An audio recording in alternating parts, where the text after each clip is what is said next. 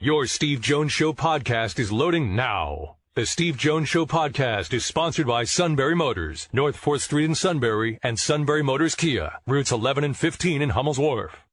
On a day where Doc Rivers has been fired, a guy I'm never going to fire. He may want to fire me, but that is Neal Coolong. Sir, welcome. We are joined forever. There will be no Sixers and Doc Rivers situation going on, though I'm kind of confused about that myself. Oh, no, that's just a case of management. That's just a case of management saying, look, everybody, we did something.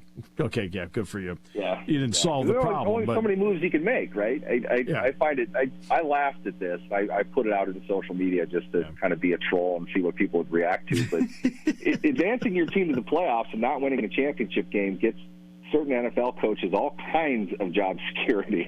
Oh, my goodness, people have noticed that, but it's, I don't agree with that. I just think it's funny that, you get sick of not winning championships in the NBA. It might not necessarily be the same in the NFL.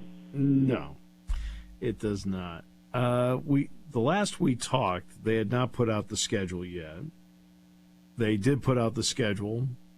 I think leaked like all of it except for 2 games. But they put it out on Thursday. What did you think of them? Let's start with the Steelers. What did you think of their schedule in terms of the order of it? It's different. I was thinking way back in the day when we would go over the schedule this time of the year, probably a little bit earlier. And it was like, they've opened on the road 2-3 years in a row now, 4 years in a row now. We got used to it. Like 2 generations have gone by since they played week 1 at home. That streak was just kind of more nostalgic to me than anything else, I guess. Yeah. But otherwise, it's schedule. We knew who they were going to play. There are always tough stretches. Every team has a tough stretch of opponents because, there are a lot of good teams in the NFL. There are a lot of teams that are similar to yours, good and bad. I think ending a season, the last 2 on the road, the last one being at Baltimore, is noteworthy, but I'm not sure it will really matter in the grand scheme of things because, if anything, what we've seen from the Steelers the last couple of years is it's the early season that costs them, not the end. So, right. That's right. It's the type of schedule you would have expected them to have back in February when you knew who the opponents were. Mm-hmm. We are basing all of the strength of the opponent on what we knew of them last year. We don't know who they're going to be in September. We have a sense of that, but we don't know. We never do. I think one thing that's as close to a sure thing in the NFL as we can get is that Kansas City is going to be a pretty good team. Kansas City's not on their schedule, so right there, that's a bonus. I think they have a very competitive division. I think they will battle to 3 wins within that division. I wouldn't be surprised if only one team has 4 wins. It's a tough set of games. They're all pretty close to each other, and I think they all got better in some way. So. Again, they'll battle the way that they do there, and you hope that 1 or 2 games can flip their way, sort of the way that it did last year and certainly the year before, and they can come away. I think 10-7 is a reasonable expectation. And as you know, I felt I have felt this team grossly outkicked its coverage the last 2 years for where I thought they would be at the beginning of the year. I think this year they've definitely put the right moves together, and I think they will take a step forward and be more consistent over 17 games. And the schedule is not a large component of that in my mind. I think they're playing NFL caliber teams. They're better than some of them. They're not better than others. They'll win some games they shouldn't, and they'll probably lose a few that they should win. But I think 10 wins is a realistic set of circumstances for what they have in front of them. I read Steve Buckley's column today, and in the column, of course, he covers the Patriots, and Christmas Eve this year is a Sunday. Well, it turns out that, quote, Sunday Night Football will be played at 8:15 Eastern Time, 6:15 in Denver, when the Patriots take on the Broncos. I know the NFL dominates anything, and they play whenever they want. Black Friday, 3 games on Christmas Day, and so forth. Was there any? What did you think about having a Christmas Eve? I know people are going to watch it, so I know they'll watch it. But the thought of a Christmas Eve primetime game. I think they would be wise to try not to saturate the life market. You know, there kind of comes a point. I agree with you. I agree with you completely, Neal. I think that's what they're doing. Sometimes I think you got to sacrifice a rating to do like, hey, look, you know what? It's family time. You know, everybody in the NFL, including the Broncos and the Patriots, should be able to be home if you celebrate Christmas Eve. I think you've got a triple header on Christmas Day. You do. Yeah. You've delved pretty deeply into that cave. You know, I'm not sure there are a whole lot of gems left to find. I don't, you know, that's me. That's my opinion. If you are looking at it strictly bottom line, yeah, here's a night that is largely unchecked and unchallenged in terms of ratings in the United States. I think there's a reason for that, though, and I think that's probably what you should look at more than anything. You're right, though. Yes, people will watch it. To suggest everybody celebrates Christmas or Christmas Eve isn't accurate in the United States, and you can make the argument that there is a market of people out there that would like something like that for their own thing when other people are doing something else. I don't know if that's the NFL's place to bother. I don't think it's worth it. I'd have a tough time selling having to work Christmas Eve night and Christmas Day night. I prefer they didn't. Maybe I'm biased. My opinion might not be the best on the subject. I do agree, yes, people would watch it if that is the only if that's the only qualification within their philosophy.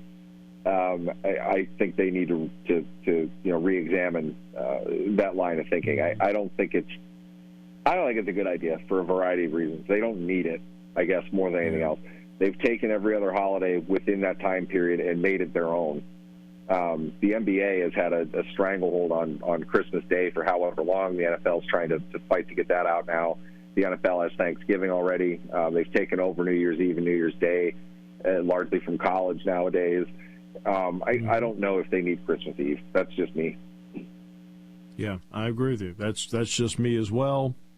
And you know what? I'll end up watching the game anyway. Right, because they usually like the Hawaii Bowl's on.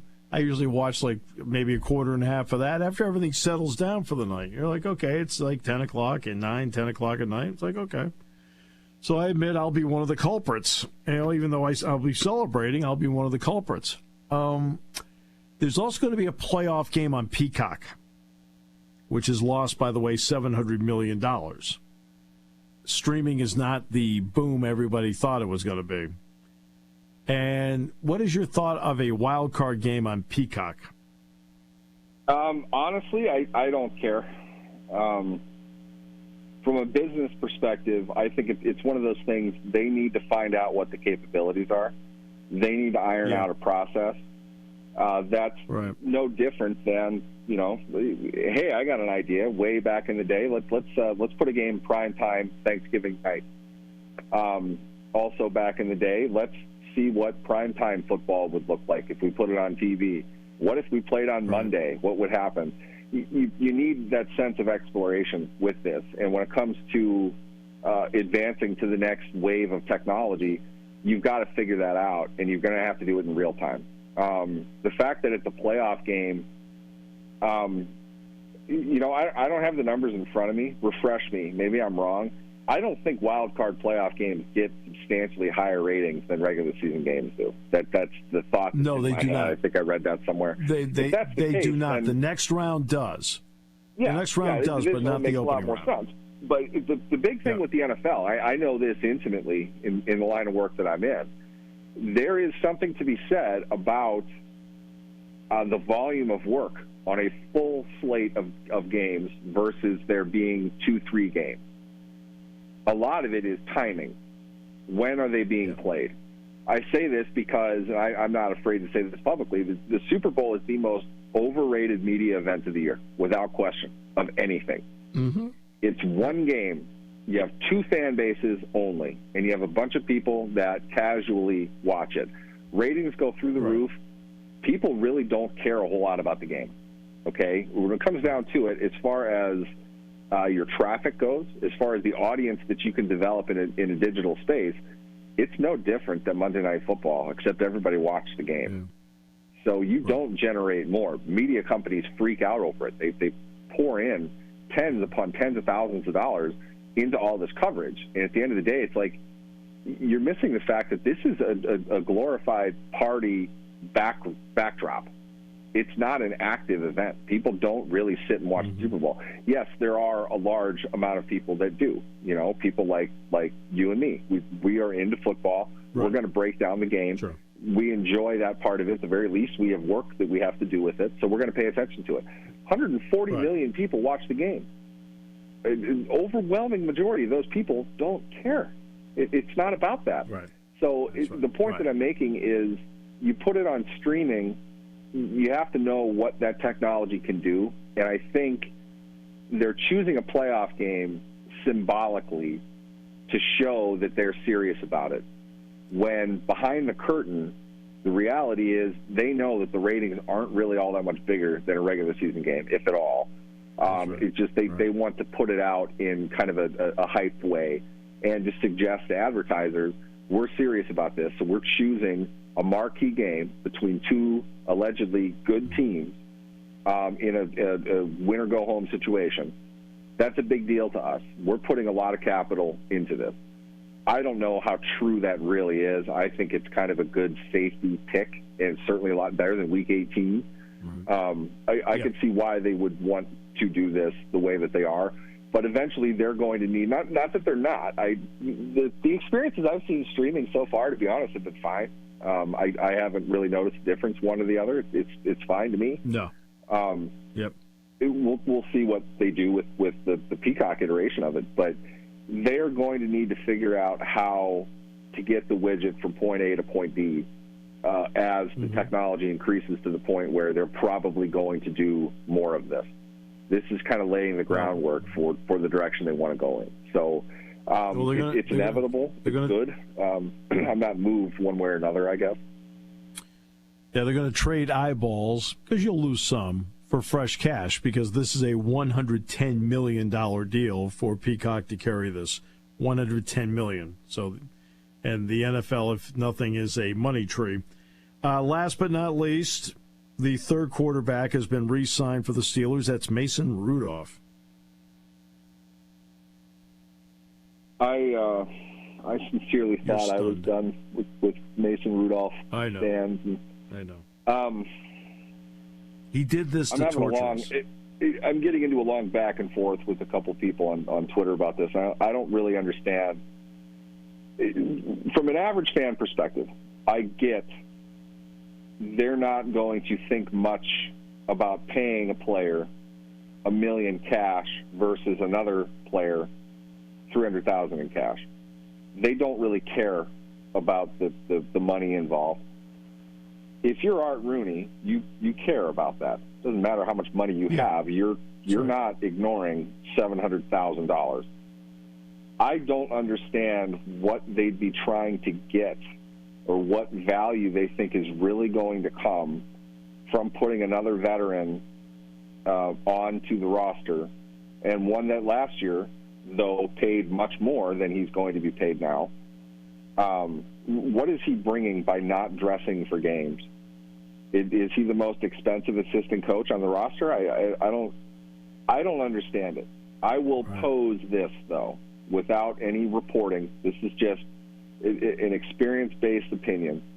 I wonder if the one rookie they brought in, you saw Tanner Morgan play. You remember when he was a freshman back in 2009 or whenever that was. Yeah. You know he is at best physically Duck Hodges. Yes. He is not no doubt a physical player. No doubt. I have connections with people who are around the Gophers program. They say the same thing about him. He's a great leader. He's a high character guy. He's very smart. Nobody confuses him for a high-level NFL prospect. No. I don't think he even confuses himself for a high-level NFL prospect. No, I think he's smart enough to know he's not. You kind of thought, though, this is the type of guy. Look, you start for as long as he did in the Big Ten, you're probably going to get a couple pro looks. Sure. Can he pick up as a backup? That's really what you're bringing him in to kind of figure out. Mm-hmm. I think they cut the cord pretty quickly because rookie minicamp's not really an evaluation. They aren't really doing that. They're kind of showing him what to expect come minicamp, which team minicamp is what to expect come training camp. And are you in shape? I think Morgan got hurt. I'm just a guess. It makes a lot more sense to me logically that if Morgan got hurt, you need a quarterback to come in and conduct stuff for minicamp. Right. Here's Mason Rudolph. Now, it makes sense, both sides. We need somebody that knows what they're doing in these things, which is Rudolph.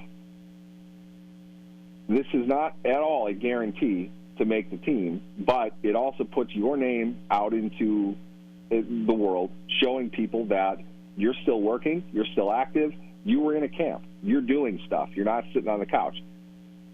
I don't know if he lasts much longer than that because financially he costs considerably more money than an average or below average player, an undrafted free agent player that you can bring in and start to groom to be a backup. And I know that, one, because the Steelers usually do that. Last year was an anomaly, okay? They paid a lot of money to keep Trubisky and Rudolph on that roster. And there's reason for that. They didn't know what they had with Pickett yet. It's insurance. I get it. That makes sense. Paying two veteran backup quarterbacks, though, seems redundant from a business perspective. If 2019 happens again and your first two quarterbacks go down and you're stuck with Duck Hodges, yes, you'd probably rather have 2023 Mason Rudolph than 2019 Duck Hodges. But you cross that bridge when you get to it. Right now, they're 1,000 miles away from that bridge and no reason to think that they're ever going to have to cross it. So why would you make decisions based on that today? I don't see the logic in that. So I don't think he's going to last. I don't think he's going to be on the roster. I think this is just, we have a need. You need to get out and throw the ball a bit. It gets your name out there a little bit. Let's do business together for the next month or so. I would point to this. This is exactly what the Packers did with Blake Bortles when Aaron Rodgers couldn't be bothered to go to minicamp and he wasn't sure if he was going to play and all that stuff. They brought Bortles in to run drills at camp. He got cut at the end of minicamp. They never expected to keep him on the roster, and they probably told him that. I hope that they told him that. It doesn't seem right to not tell him that. Just my opinion, I think it seems more like that's what Rudolph's highest and best value is for the Steelers right now.